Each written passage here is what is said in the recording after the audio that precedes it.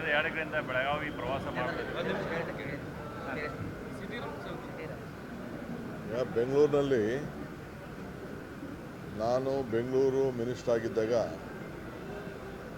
ಎಲ್ಲ ಶಾಸಕರನ್ನೆಲ್ಲ ಕರೆಸಿದ್ದೆ. BJP, Janata Dal, Congress party ಎಲ್ಲ ಶಾಸಕರನ್ನೆಲ್ಲ ಕರೆಸಿದ್ದೆ. ಕರೆಸಿ ಬೀದಿ ವ್ಯಾಪಾರಿಗಳ ಬಗ್ಗೆ ಚರ್ಚೆ ಮಾಡಿದ್ದು. ಎಲ್ಲರ ಅಭಿಪ್ರಾಯ ಒಗ್ಗಟ್ಟಿನಿಂದ ಬೀದಿ ವ್ಯಾಪಾರಿಗಳನ್ನೆಲ್ಲ ಎಲ್ಲೆಲ್ಲಿ ಟ್ರಾಫಿಕ್ಕಿಗೆ ತೊಂದರೆ ಆಗ್ತಾಯಿದೆ ಅವ್ರನ್ನೆಲ್ಲ ತೆರವುಗೊಳಿಸಬೇಕು ಅನ್ನೋದು ಎಲ್ಲ ಒಟ್ಟ ಅಭಿಪ್ರಾಯ ಆಗಿತ್ತು. 3 ಪಕ್ಷದವ್ರದ್ದು ಅಭಿಪ್ರಾಯ ಆಗಿತ್ತು. ಆ ಪ್ರಕಾರ ಕೆಲಸ ನಡೀತಾ ಇದೆ. ಆದರೆ ಅವರಿಗೆ ಸೈಡಲ್ಲಿ ಹಾಕೊಳ್ಳಿ ಅಂತ ಹೇಳಿದ್ದೀವಿ.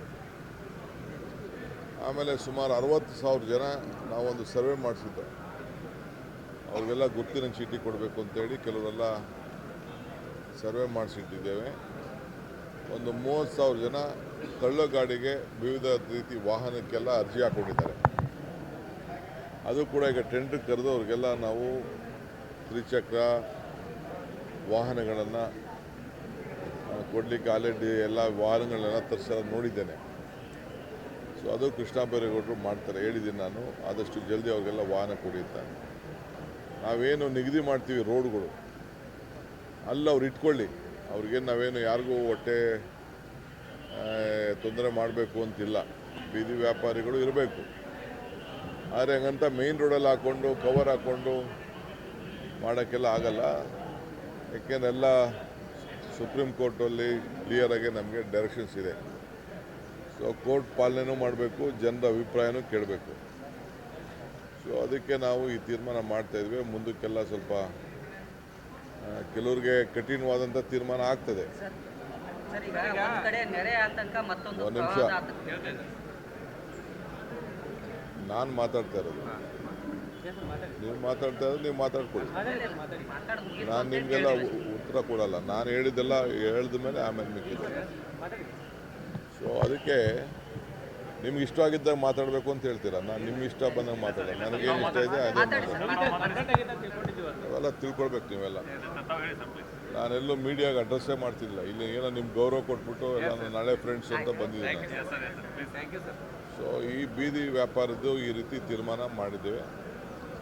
ಇವತ್ತು ನಾನು ಏನೇನು ನಮ್ಮ ಕೃಷ್ಣ ಬೈರೇಗೌಡರು ಕಾರ್ಯರೂಪ ಮಾಡಿದ್ದಾರೆ, ಇದು ಅವರೊಬ್ಬರ ಮೇಲೆ ಬಿಡುವಂಥ ಪ್ರಶ್ನೆ ಅಲ್ಲ. ಇದು ಇಡೀ ಎಲ್ಲ ಶಾಸಕರು, ಬೆಂಗಳೂರು ಶಾಸಕರೆಲ್ಲ ಸೇರಿ ನಾವು ಪೊಲೀಸ್ ಅಧಿಕಾರಿಗಳ ಹತ್ರ ಕೂಡ ಚರ್ಚೆ ಮಾಡಿ ಈ ತೀರ್ಮಾನವನ್ನು ಕೈಗೊಂಡಿದ್ದೇವೆ. ಸೊ ಅವ್ರಿಗೆ ಆಲ್ಟರ್ನೇಟಿವ್ ಸ್ವಲ್ಪ ಸೈಡ್ ರೋಡ್ಗಳು, ಬೇರೆ ರೋಡ್ಗಳನ್ನ ಕೊಡ್ತೀವಿ. ಬಟ್ ಅವರು ವ್ಯಾಪಾರ ಮಾಡ್ಕೊಂಡು ಸಾಯಂಕಾಲ ಹೋಗ್ಬೇಕು. ತಳ್ಳ ಗಾಡಿ ತೊಗೊಬರ್ಬೇಕು, ಇಟ್ಕೋಬೇಕು, ಹೋಗ್ಬೇಕು. ಅಲ್ಲೇ ಟೆಂಟ್ ಹಾಕ್ಕೊಂಡು ಕೂತ್ಕೊಳ್ಳೋಕ್ಕಾಗಲ್ಲ. ಸೊ ಎಲ್ಲ ನಾಗರಿಕರಿಗೆಲ್ಲ ಅವರವರ ಬದುಕು, ಅವರವರ ಪಾಪ ಆಸ್ತಿ ಮುಂದೆ, ಮನೆ ಮುಂದೆ ಹಾಕೊಂಡ್ರೆ ಯಾರು ಸುಮ್ಮನೆ ಇರ್ತಾರೆ. ಅದಕ್ಕೆ ನಾವು ನಿಗದಿ ಮಾಡ್ತೀವಿ. ನಿಗದಿ ಮಾಡಿದ ಪ್ರಕಾರ ಅವರು ಮಾಡ್ಕೊಂಡು ಹೋಗ್ಬೇಕು. ಹೇಳಿ ನಿಮ್ಮ ಪ್ರಶ್ನೆ. JBI ಎಲೆಕ್ಷನ್ ಆಗಸ್ಟ್ ಎಂಡಿಗೆ ಮಾಡೋಣ ಸುಪ್ರೀಂ ಕೋರ್ಟ್ ಹೇಳಿತ್ತು. ಅದ್ರಾಗ JBI ಅಧಿಕಾರಿಗಳು ಸುಪ್ರೀಂ ಕೋರ್ಟ್ ಮೊರೆ ಹೋಗಿದ್ದಾರೆ. SIR ಕಾರಣಕ್ಕೆ ನಮ್ಗೆ ಡಿಸೆಂಬರ್ವರೆಗೂ ಕಾಲಾವಕಾಶ ಕೊಡಿ ಅಂತ.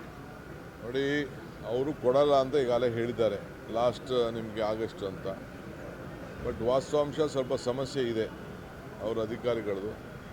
ಅವ್ರಿಗೆ ಬಿಟ್ಬಿಟ್ಟಿದ್ದೀನಿ. ನಾನು ಇದಕ್ಕೆ ಇಂಟರ್ಫಿಯರ್ ಆಗಲ್ಲ. ನಾವು ಸಿದ್ಧತೆ ಏನು ಮಾಡ್ಕೊಳ್ಬೇಕು, ಎಲೆಕ್ಷನ್ಗೆ ಸಿದ್ಧತೆಯನ್ನು ನಮ್ಮ ಪಕ್ಷಗಳಲ್ಲಿ ನಾವೆಲ್ಲ ಮಾಡ್ಕೊಳ್ತೇವೆ. ಒತ್ತಡ ಏನಿಲ್ಲ. ನಮ್ಮ ನಾಯಕರು ಇವತ್ತು ನಾಳೆ ನಮ್ಮ ಬರ್ತಾರೆ. ಬಂದ ಮೇಲೆ ಯಾವತ್ತು ಅವ್ರು ಕರೀತಾರೆ ನಾನು ಅವತ್ತು ಹೋಗ್ತೀನಿ.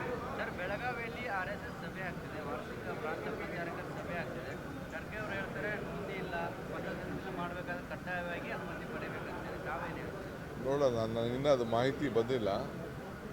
ಈ ಪೇಪರಲ್ಲಿ ಬರೆದಿದ್ರೆ ಅಷ್ಟು ಮಾತ್ರ ಗೊತ್ತಿದೆ. ವರದಿ ಕೇಳಿದ್ದೀನಿ.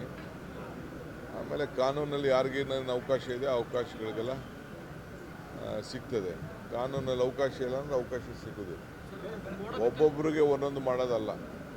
ಉತ್ತರ ಕನ್ನಡದ ಭಾಳ ಶಾಸಕರು ತಮ್ಮನ್ನು ಭೇಟಿಯಾಗಿದ್ದರು. ಮೋಡ ಬಿತ್ತನೆ ಬಗ್ಗೆ ಭಾಳ ಡಿಮ್ಯಾಂಡ್ ಇದೆ. ನಾನು ನಮ್ಮ ಲೀಗಲ್ ಅಧಿಕಾರಿಗಳು ಮತ್ತು ನಮ್ಮ ಫೈನಾನ್ಸ್ ಡಿಪಾರ್ಟ್ಮೆಂಟ್ ಅವ್ರ ಮಾತಾಡಬೇಕು. ಶಾಸಕರೆಲ್ಲ ಭಾಳ ಒತ್ತಾಯ ಮಾಡಿ ಹೇಳಿದ್ದಾರೆ. ಪರಿಶೀಲನೆ ಮಾಡ್ತೀನಿ. ಸರ್, ಕಿತ್ತೂರು ಕರ್ನಾಟಕದ ಎಲ್ಲ ಶಾಸಕರು ಭೇಟಿಯಾಗಿದ್ದಾರೆ ನಿಮಗೆ 7 ಜಿಲ್ಲೆಯವರು ಏನೇನು ಮುಂದಿಟ್ಟಿದ್ರು, ಏನೇನು ಬಗೆಹರಿಸಿದ್ರೆ, ಏನೇನು ಹೊಸ ಯೋಜನೆಗಳ ಜಾರಿಗೆ ತರ್ತಾರೆ? ಸದ್ಯಕ್ಕೆ ನಾನೀಗ ಹೇಳಿದಷ್ಟು 2 ವರ್ಷ ಅದು ಚಾಲನೆ ಆಗೋಂಥ ತೀರ್ಮಾನಗಳನ್ನು ನಿನ್ನೆ ಕಿತ್ತೂರು ಕರ್ನಾಟಕದ ಸುವರ್ಣಸೌಧದಿಂದ ತೆಗೆದುಕೊಂಡಿದ್ದೆ. ಎಲ್ಲ ಉಂಡಿಗಳಲ್ಲೂ ಕೂಡ ದುಡ್ಡು ಭಾಳ ಹುಷಾರಾಗಿಡಬೇಕು ಅಂತ. ಬೆಳಗಾವಿ ನಗರಕ್ಕೆ ವಿಶೇಷ ಪ್ಯಾಕೇಜ್ ಕೊಡ್ತೀರಾ? ಈ ಹಿಂದೆ 100 ಕೋಟಿ ರೂಪಾಯಿ ಕೊಡುವಂಥ ಒಂದು ಸಂಪ್ರದಾಯ ಇದೆ. ಈಗ ಬಂದಿದ್ದೀನಿ ನೋಡೋಣ. ಎಚ್ ಡಿ ಕುಮಾರಸ್ವಾಮಿ ಅವರು ಚೀಫ್ ಮಿನಿಸ್ಟರ್ ಇದ್ದಾಗ ಬೆಳಗಾವಿ ಅಧಿವೇಶನ ಮಾಡಿದ್ರು. ಯಡಿಯೂರಪ್ಪನವರು ಸುವರ್ಣಸೌಧ ಕಟ್ಟಿದ್ರು ಸರ್. ನೀವು ಸರ್